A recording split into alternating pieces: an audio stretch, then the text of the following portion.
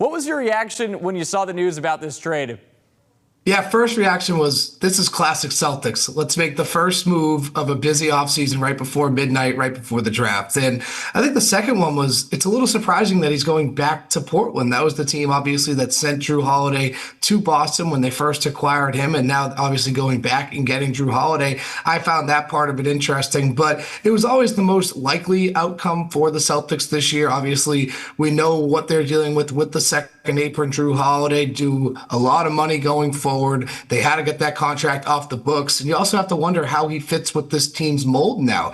Next time Jason Tatum takes the floor, Drew Holiday could be 36. Is that something that they wanted to do? The timelines didn't adjust anymore. So it was always the most likely outcome. And I think it was a positive for the Celtics that they were able to ship him off without adding any assets and bringing back a capable player who could slide in and possibly contribute next year. So obviously the interesting part of this is not only getting Anfernee Simons back along with 2 second-round picks, but the Celtics, they reduced their payroll, but they only do it by $4.7 million. So Justin, there's still $18 million over that second apron.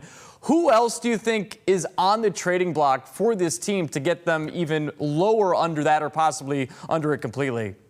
Yeah, the two names I would keep an eye on are Kristaps Porzingis and Sam Hauser. And Porzingis, people are going to forget that he had one of his best shooting seasons of his career before the meltdown, obviously, in the postseason where he was dealing with that mystery illness. And I think a lot of fans kind of grew sour because of that. They needed him to step up. They went out and got him for that reason, to break those spells when the offense went cold. And when they needed him most, he wasn't available and couldn't do it. So I think fans soured on him a little bit, but he still had a great season last year in the regular season. And that's a guy, a big 7'3" center that can space the floor and shoot from anywhere. There's some value in that. And same thing with Sam Hauser. Teams are always looking for shooters, and he's due $10 million this year, and that's in real money with the tax and stuff. That's close to $80 million. So Sam Hauser and Kristaps Porzingis are the ones to watch, and those are guys that have value, and the Celtics will be able to move. Yeah, we'll see which one of those guys Brad Stevens ends up moving, if they do end up, or if he does end up moving either of those guys. You know, with Drew Holiday, Justin, he was only here for 2 years, but obviously is a huge reason why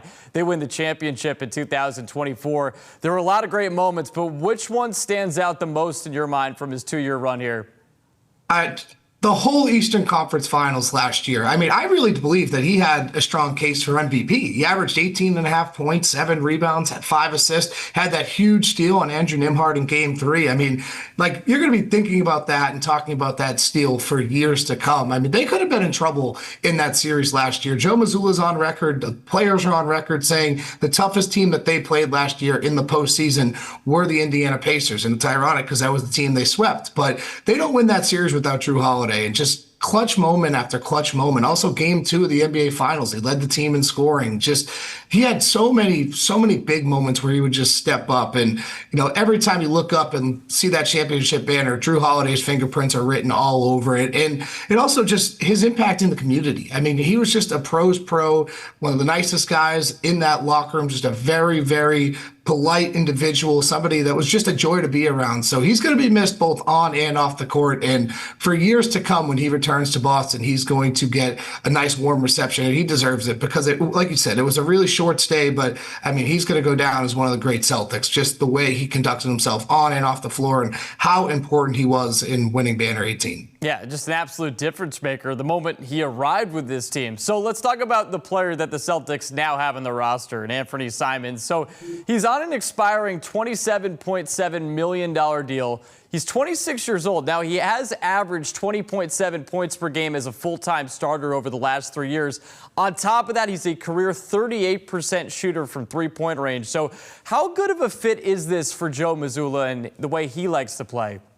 Yeah, offensively, this is a great fit. You mentioned the three-point shooting numbers. I mean, he was one of just 20 players last year to make at least 200 threes. The Celtics now have 4 of those 20 players, and Derek White, Jason Tatum, Peyton Pritchard, and now Anfernee Simons. I think he's a good fit. He's a playmaker, a dynamic scorer, and that's something the Celtics are going to need. Obviously, without Jason Tatum, this offense is going to look a lot different. I mean, Tatum accounts for 20% or more than 20% of the scoring, the assists, the shots. Like, there's going to be some slack that needs to be picked up, and you're getting a capable scorer here in Anfernee Simons. Now, obviously, the defense is kind of a concern. Throughout his career, he's been looked at as a below-average defender. That's been a knock on him, but he's also been on some bad teams. And now that he's coming to a team with more talent, it's easier to hide those defensive deficiencies, and because he's surrounded by better defenders. So I also think Joe Mazzulla can do a good job in developing him defensively. I mean, that's one of the most underrated things for Mazzulla in his first 3 years here is how well he's done defensively. They finished second,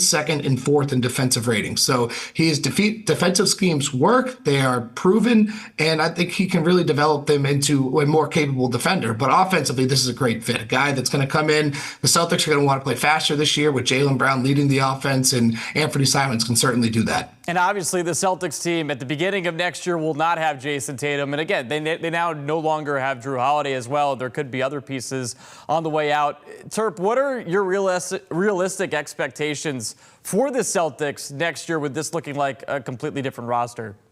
Yeah, it's still tough to gauge right now because you don't know what the team's going to look like, right? The roster that is currently intact now will not look the same on opening night. We mentioned Kristaps Porzingis and Sam Hauser, and who knows, maybe they're blown away by a deal with Jaylen Brown or Derek White, which I don't think anyone expects, but it's a reality that could happen. So it's going to look a lot different, but I mean, they're still going to be one of the more talented teams in the Eastern Conference. And you look at the East, there's just tons of injuries going around, like obviously Tyrese Halliburton going down, Jason Tatum going down. Like your teams, people are going to gravitate towards Cleveland and New York, but Boston should still be in that upper echelon. I think looking at the DraftKings and the FanDuel odds, the bookmakers still like them to kind of hang around the top there. So I think personally right now, looking at how the roster, I mean, projecting, shaking out how it's going to be, their goal should be to win a round, and I think that's definitely possible. The NBA offseason, never a dull moment there as well. Never. Yeah, exactly. Turp, appreciate the time as always. Anytime, my friend. Thanks for having me on.